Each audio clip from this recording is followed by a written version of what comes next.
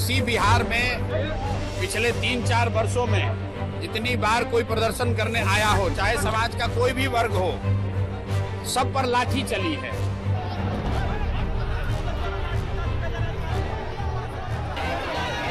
देश भर में जो युवा साथी जो कर रहे हैं, उसका असर ये है कि पिछले 2-3 महीनों में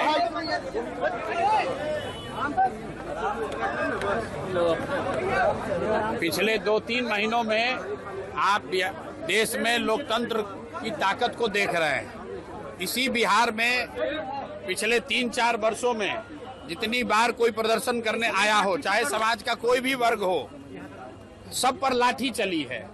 आज कम से कम लाठी चलाने से पहले सरकार या प्रशासन 2 बार सोच जरूर रहा है। ये लोकतंत्र की ताकत है और एक तरह से बेहतर बात है। छात्रों के जो जायज मांग हैं, उस मांग को सरकार को मानना चाहिए, चाहे वो टीआरई का मामला हो या अन्य जो छात्रों के मामले हैं।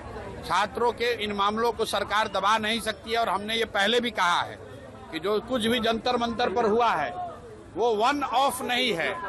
जो यहाँ पर शिक्षा व्यवस्था, पूरे देश में शिक्षा का जो प्राइवेटाइजेशन हुआ है, कोचिंग संस्थाओं के जरिए व्यवसायीकरण हुआ है, उसके माध्यम से जो पेपर लीक हो रहा है और जो बड़े पैमाने पर बेरोजगारी है, इन तीनों 4 चीजों को अगर आप जोड़ेंगे तो युवाओं में एक बहुत बड़ा वर्ग है जो आज की व्यवस्था से खुश नहीं है।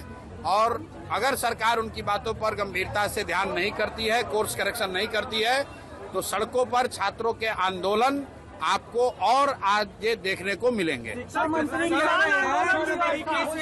तेजस्वी यादव को कहना पहले 10वीं पास कर ले। जो लोग मुझे खोज रहे हैं तो हम तो यहीं पटना में ही हैं, रोज यहीं पर घूम रहे हैं। सर, किसानों ने भी आज आंदोलन किया है, हम जमीन नहीं। किसानों का जो आंदोलन है, ये जो 11 सैटेलाइट सिटी बनाने की योजना की घोषणा सरकार ने की है, तुरंत फुरत में बिना कुछ समझे हुए बड़े उद्योगपति और बिल्डर्स को मदद करने के लिए बिहार के सामान्य परिवार के किसान, सामान्य मध्यम वर्गीय किसानों के जमीन को औने पौने दाम पर लेकर बड़े उद्योगपतियों को, बिल्डरों को देने की जो साजिश है, और 1 साल उस जमीन पर कुछ काम नहीं होगा, कोई खरीद बिक्री नहीं कर सकता है, उसके खिलाफ समाज में व्यापक असंतोष है। और ये हम जब ये सरकार कानून लेकर आई थी, उस दिन से हम लोग कह रहे हैं कि ये बिहार में संभव ही नहीं है, सरकार इसको नहीं कर पाएगी, समाज में इससे असंतोष बढ़ेगा और बड़े पैमाने पर इस पे आंदोलन होगा। सरकार के लिए संभव नहीं है कि हजारों एकड़ जमीन क्रॉस बिहार 11 बड़े शहरों के इर्द गिर्द इतनी महंगी जमीन, आपके पास सैलरी देने का पैसा नहीं, आप इतना जमीन एक्वायर कैसे करेंगे? और एक्वायर करेंगे तो किसानों को, भूमि धारकों को उनका मुआवजा मिलना चाहिए।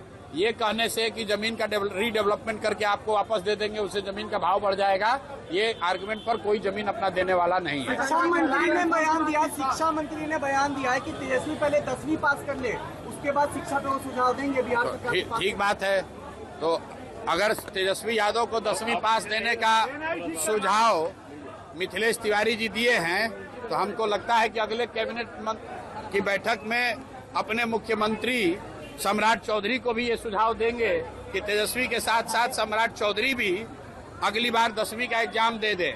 मैं तो बिहार की जनता की ओर से, पढ़े लिखे युवाओं की ओर से, उन सारे लोग की ओर से आग्रह करूंगा कि यहाँ के नेता, मुख्यमंत्री सम्राट चौधरी और विपक्ष के नेता तेजस्वी यादव, दोनों आदमी अगली बार मैट्रिक का एग्जाम देकर पास हो जाए, ताकि यहाँ के लोगों का विश्वास हो कि भाई इनको ये मैट्रिक भी पास अपने दम पर कर सकते हैं। दोनों को अगली बार मैट्रिक का परीक्षा देना चाहिए।